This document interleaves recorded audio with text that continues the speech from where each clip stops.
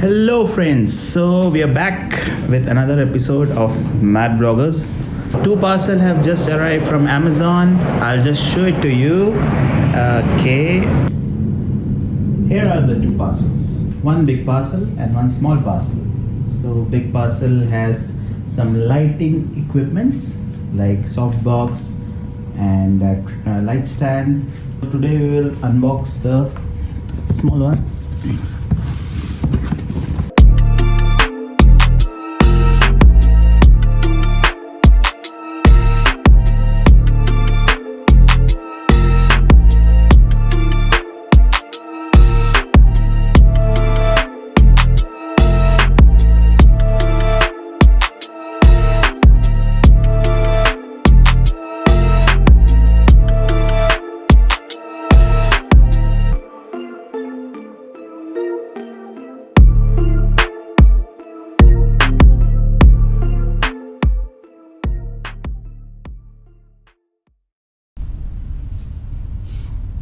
Okay, so here's my new lens, the Rokinon 135mm f2, which is a prime lens. Prime lens means any lens which you cannot zoom, the focal length is constant. So this one is 135mm f2. So let's see what's the box look like. Okay, so on the top you can see it's for the Sony E mount, which is great because we also have a Sony camera. And Rokinon technology by Samyang octaves. You can see this lens as Samyang 135 f2 also. All are same, it's just the marketing branding. So this is the front end, how the box looks like. This is on the side. As you can see, there are various specifications.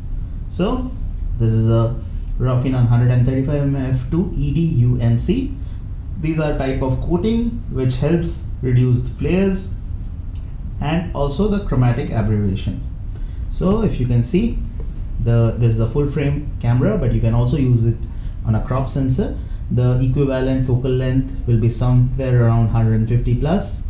So aperture range is f2 to f22. So why I took this lens is because of its fast aperture, which is f2.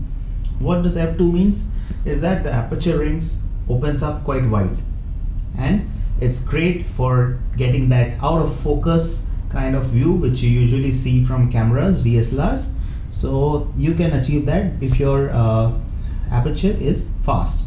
So anything faster than, let's say, f4, you can get decent bokeh, and f2.8 is considered to be very good focal length where you can get sharp images as well as out of focus bokeh. And f2, f1.8, 1.4, 1.2, all these are very expensive and premium lenses. Okay, so if you see, there are 9 diaphragm blades. So these blades are typically how your bokeh will look. So the more blades, the better the circular type of view which you can get.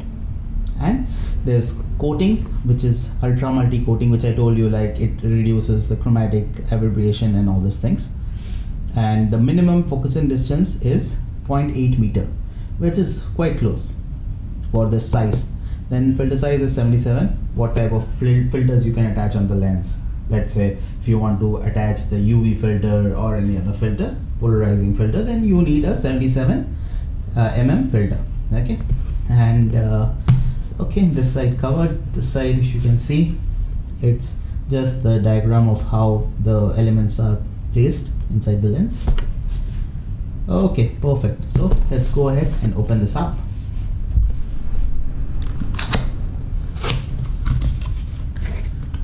Okay, so when you open, you find this top cover, and then you have a, okay, it's not a great feeling bag, cheap bag. Okay, not really useful, throw it out. Then you have this manual, and you have this certificate quality or something, the warranty card. So all these are useless. Let's move this out of the way. Then you get the lens hood, and you get the main lens, which is this one. Okay, that's big. So let's move this box out of the way, move the other things out of the way, and let's see how the lens looks like. Okay, here's the beautiful lens. surprisingly this lens is quite heavy. It comes in at around 850 grams, whereas any mirrorless users, they expect the lens to be quite light because their camera is also light, and so they can expect the whole setup to be light. But this one is quite heavy, but this is also very cheap. So if you are looking for, you cannot get both, right? You can get lightweight and cheap as lightweight, and also at a cheaper price, not possible. So this 135mm is competing with Sony 135 f1.8, which comes in at around $2,000 mark Singapore, and also with the Zeiss, Sony Zeiss 135mm 2.8, which is also 1500 plus. Optics wise they are very good, but this is no less.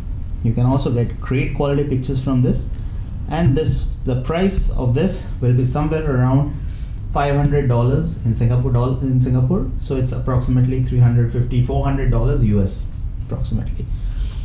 So weight wise it's quite heavy. If I put this lens hood on, then you will see that it's a huge lens, right? If you can see, it's a huge lens. Just to give you a quick comparison between another portrait lens, so this is the Sony 85 1.8. okay, Sony 85 1.8. even with the lens hood, it is almost half the size of this lens. So if I remove the lens hood, if you see, then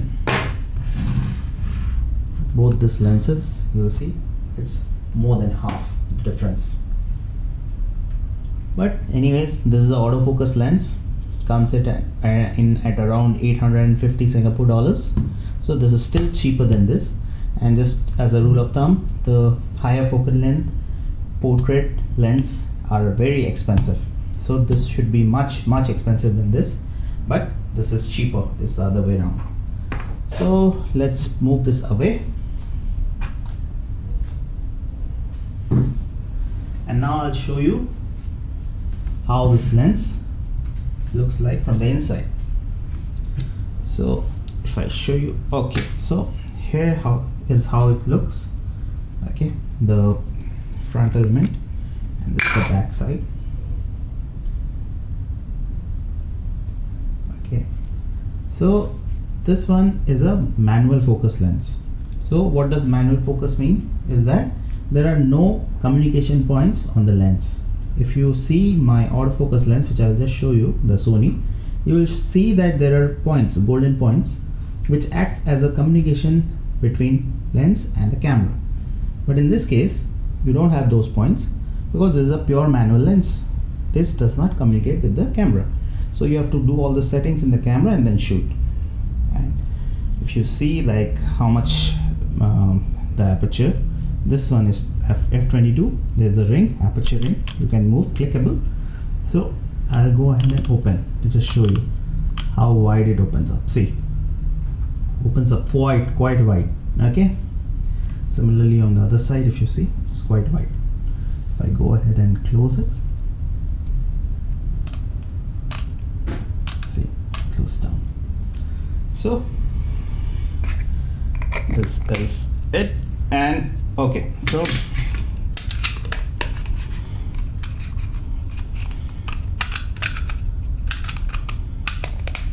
the focus ring feels quite smooth, not that hard. It's a little bit stiff, but over the time, due to usage, it will smoothen out, I'm sure. It can focus from infinity all the way to the closest focus distance, which I already told you. So that's it. And let me just show you the focusing point which I was talking about. So this was the lens, the 85 1.8, and if I open this up, you'll see here is the points, the golden points. Okay, so these points act as a communication device between the lens and the camera, and therefore it can autofocus. So currently I'm shooting on a 16 to 35 f4 lens, and as you can see, when I bring another lens inside, if I bring my hand, it focuses on my hand, okay, and then when I move it away, it immediately focuses on the lens. So that is not possible with the manual lens because it does not have any autofocus. You have to turn and focus it on the subject which you want to focus. So what I'll do is that I'll give you few samples of this, okay, and then I'll also give you a comparison between the images, how this one looks and how the 85 1.8 looks.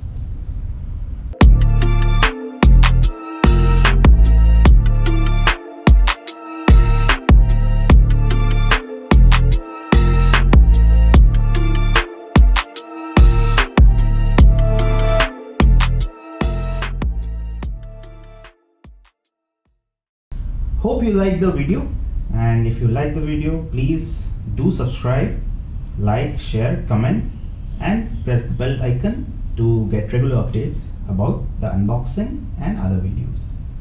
Okay, thank you.